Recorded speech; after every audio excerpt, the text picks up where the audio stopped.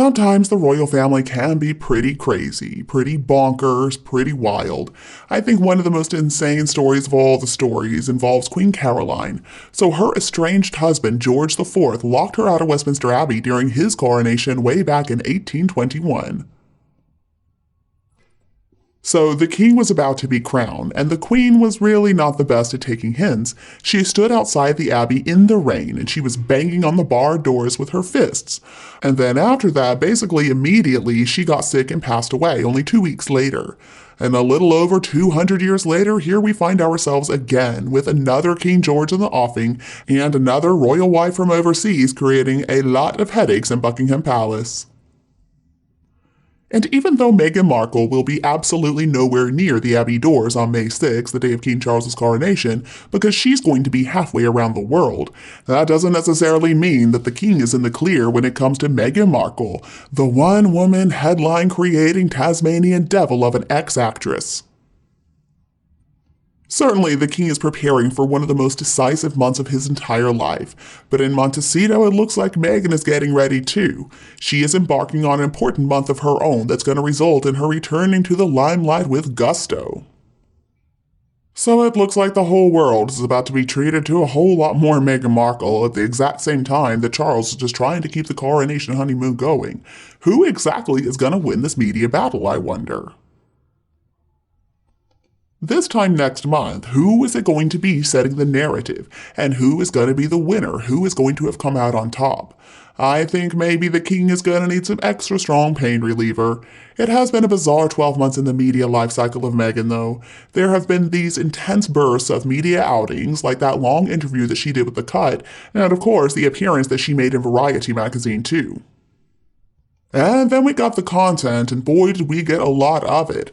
We got more than 12 hours of Meghan talking about herself on Spotify, and then we got the 6-episode docu-series on Netflix that she and Harry did. But then as if magically, Meghan disappeared. She was only occasionally photographed by the paparazzi when she would show up doing some very LA wealthy lady things like going out to lunch or going out to some charity outing or going shopping. In January, Harry began a tour with his signature scowl of major TV networks to promote his tell-all book. He had some paid-for talks with a psychotherapist and trauma expert, and he also found himself in legal fisticuffs back in the UK, but Meghan was mysteriously nowhere around. She wasn't there by his side, clinging onto his hand or beaming at him supportively, not even one single time. There was also no hint that Meghan was there waiting in the wings to give him a vegan latte.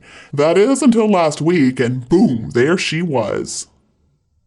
Last Monday, Meghan made a very polished return to public view. She appeared in a video to introduce photographer Misan Harriman's TED Talk. She looked a lot more like somebody working on America's Got Talent instead of an HRH who once helped to open a bridge.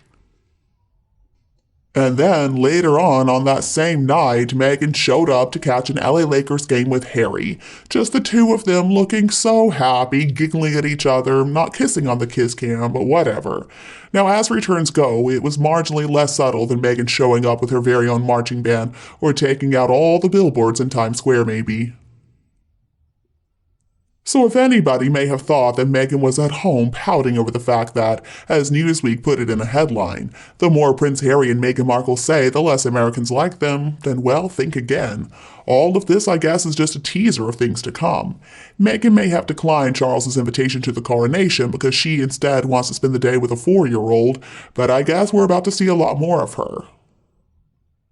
Of course, we've got Archofficial's birthday coming up on May 6th. That's an event for which his parents have previously marked by releasing a photo or a video. So are we going to see something similar? Some heart-melting new photo of the tiny Californian prince? Or are we going to see a friendly title coming from someone like People magazine, a detailed exclusive about the Meghan organized family celebration, complete with Oprah blowing up the balloons and Ellen DeGeneres handing out some gift bags? Now, 10 days after Archofficial's birthday, we're going to have the Ms. Foundation's Women of Vision Awards in New York. Meghan is going to be taking home an award of her own. We can expect to see her dialing up the glamour to about 12 as she's honored, along with reproductive rights and gender equality activists. And then only 3 days later, on May 19th, Meghan and Harry are going to celebrate their 5th wedding anniversary. If I were going to bet, I would put a lot of money on some new touching behind-the-scenes photo of the two of them coming out, just in case anybody forgot that their love story is the greatest love story ever. I do hope that Meghan's stylist is planning on staying busy, though, because on May 23rd, Meghan's going to be right back on the red carpet. She'll be attending the 48th Annual Gracie Awards in LA, where she's supposed to pick up an award for her Spotify series Archetypes. We also need to mention that May 1st also just so happened to be the Met Gala, and over the years people have speculated that maybe Meghan and Harry would come. Now, as of the news I read today, neither one of them attended, which is probably for the best. But even without the Met Gala, it looks like we need to get ready for a Meghan onslaught in May. We're about to get a big dose of Meghan the sainted mother, Meghan the style icon, Meghan the adoring and adored wife, and also, of course, Meghan the activist. And for King Charles, that's not great news because it means he is going to have quite the PR battle to fight in May. In the weeks after his coronation and in his first month as an anointed king, will people even be interested in what the king and Queen Camilla are up to, or is everybody going to be focused on Meghan's return? Even though nobody likes them, we've already noticed last week that when Meghan and Harry show up, they do have a tendency to take away all the media's attention. See, last week, Charles and Camilla actually had a big day in Liverpool.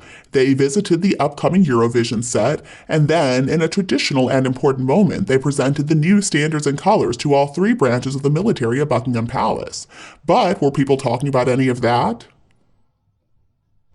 Well, no. Instead, all anybody could write about was Harry's latest febrile convulsion of a lawsuit, and Meghan's interesting timing when it came to crawling out from that rock that she apparently has been hiding under. So the king faces his post-coronation weeks when he should be trying to capitalize on all the leftover good feelings, turning it into a longer-lasting support for the institution, but he faces being overshadowed by Meghan Markle. For both the king and Meghan, it looks like a lot is riding in the upcoming weeks and months.